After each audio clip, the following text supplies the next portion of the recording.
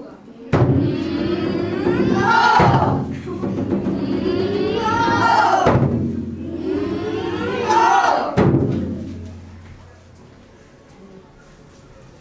हे भगवान, ऐसा क्या हुआ सोनल बेटा जो तूने ऐसा कदम उठाया?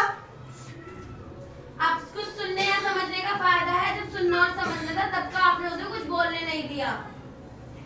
डॉक्टर साहब, हमारी बेटी कैसी है? अब वो देखिए, अब वो खतरे से बाहर है। लेकिन क्या आपको यह बात पता है कि उसने ऐसा बड़ा कदम क्यों उठाया?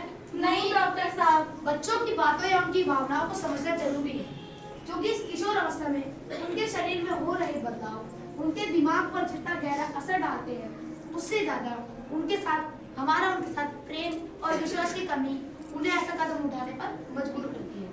इसीलिए सबसे पहले अपने बच्चों को बोलने और समझाने का मौका दीजिए, ताकि विश्वास बना रहे और हर वो बात जो उन्हें प्रभावित करती है वह उसे निसंकोच कह सके।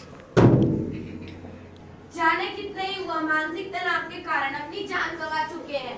ये अधिकतर ऐसे लोग होते हैं जो तनाव में आकर डिप्रेशन का शिकार हो जाते हैं। इसलिए हमें अपने बच्चों को समझने की जरूरत है, उन्हें सहारा देने की जरूरत है, ताकि वो अपनी पढ़ाई और शारीरिक बदलाव का सामना कर सकें। और हमें यह भी ध्यान रखना चाहिए कि पति पत्नी के झगड़े का बच्चों पर मानसिक रूप से प्रभाव डलता है और वह तनाव महसूस करने लगते हैं।